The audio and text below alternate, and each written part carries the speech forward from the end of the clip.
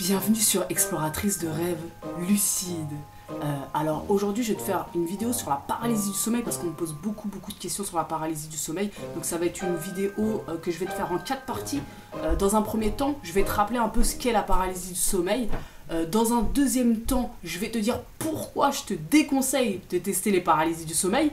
Dans un troisième temps, si vraiment tu veux tester les paralysies du sommeil, je te donne toutes les étapes à suivre pour y arriver. Et dans un quatrième temps, je te dis que faire une fois que tu es en paralysie du sommeil. Parce que c'est ça qui est intéressant, c'est de tester la paralysie pour aller vers le rêve lucide ou vers la sortie de corps.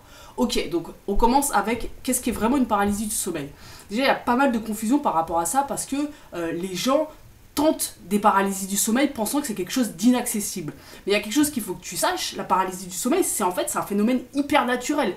Ce qui se passe, c'est que chaque fois, chaque nuit, chaque être humain, quand on rentre en phase paradoxale de sommeil, c'est-à-dire celle où on rêve, notre corps, c'est un mécanisme naturel du corps, notre corps se paralyse. C'est ce qu'on appelle l'atonie musculaire. Tu peux plus bouger. Donc en fait, toutes les nuits, à chaque fois que tu es en phase paradoxale de sommeil, c'est-à-dire à peu près plusieurs fois par nuit quand même, eh ben tu te paralyses. Mais simplement, tu n'en as pas conscience. Donc là, avec la paralysie du sommeil, quand on veut la tester, notre but, ça va être quoi?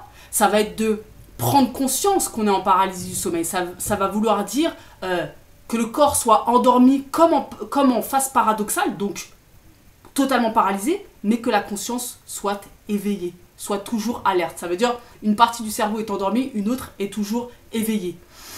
En gros. Donc, du coup, la paralysie du sommeil, c'est pas quelque chose d'inaccessible, c'est quelque chose que tu vis chaque nuit. Simplement, là, le but, ça va être d'en prendre conscience et potentiellement de s'en servir pour aller vers le rêve lucide ou pour aller vers la sortie de corps. Ok, donc maintenant, pourquoi je te déconseille de faire des paralysies du sommeil ? Bah, tout simplement parce que la paralysie du sommeil, si t'en fais de façon spontanée, dans le sens où si t'en as conscience de façon spontanée, c'est-à-dire que régulièrement tu te retrouves paralysé, éveillé dans ton corps paralysé, là oui, pas de problème, teste de faire un rêve lucide ou une sortie de corps, sers-toi d'un truc que tu fais naturellement pour aller vers le rêve lucide. Mais par contre, si tu fais pas naturellement des paralysies de sommeil conscientes, ça sert à rien de tester la paralysie pour aller vers le rêve lucide ou la sortie de corps, tout simplement, surtout le rêve lucide d'ailleurs, tout simplement parce qu'en fait il y a des méthodes beaucoup plus faciles pour accéder au rêve lucide et que tester une paralysie de sommeil, c'est super difficile, c'est super dur d'y arriver en fait, et c'est une dépense d'énergie qui est incroyable. Et en plus de ça, petit rappel quand même, si tu veux tester la paralysie du sommeil malgré tout, ne le fais pas en t'endormant, ça c'est vraiment une bêtise totale, t'as quasiment zéro chance d'y arriver. Et pourquoi? Parce que je te fais un petit rappel sur comment fonctionne le sommeil. La nuit, on enchaîne des cycles de sommeil. Et dans chacun de ces cycles, qui font à peu près 1h30, 2 heures, en fonction des individus, tu vas enchaîner des phases de sommeil. La phase 1 et 2, c'est le sommeil lent, léger. Lent, les ondes cérébrales de ton activité cérébrale se ralentissent. Léger parce qu'on peut te réveiller facilement. Ensuite, phase 3, 4, sommeil lent, profond. Lent, l'activité cérébrale de ton cerveau se ralentit encore plus, et profond parce que c'est dur de te réveiller.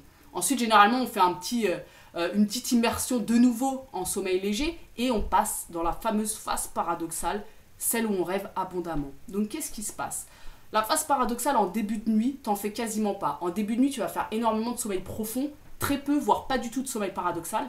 Et plus la nuit va avancer, plus ton sommeil profond va se réduire pour laisser beaucoup plus de place au sommeil paradoxal, jusqu'à ce que sur le matin, tu fasses plus du tout de sommeil profond et une très grosse phase de paradoxal. C'est pour ça qu'en fait, c'est beaucoup plus simple de rêver lucide en fin de nuit, tout simplement, ou de faire des whirls en fin de nuit.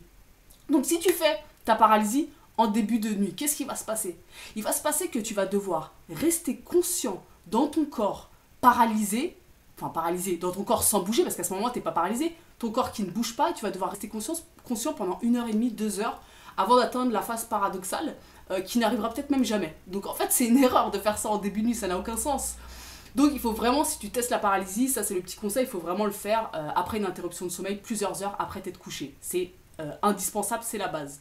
Ok, donc je te fais la suite de cette vidéo dans une deuxième partie demain. Donc demain on verra les étapes pour faire une paralysie du sommeil réussie. Et je te dirai après quoi faire si tu arrives à entrer en paralysie du sommeil. Donc voilà, n'hésite pas à partager ton expérience en commentaire, à me poser tes questions si tu en as. Et n'hésite pas aussi à checker la formation Apprendre à faire des rêves lucides régulièrement. Elle est à moins 50% pendant 2 jours encore. Donc si tu es intéressé, c'est le moment. Et on se retrouve demain pour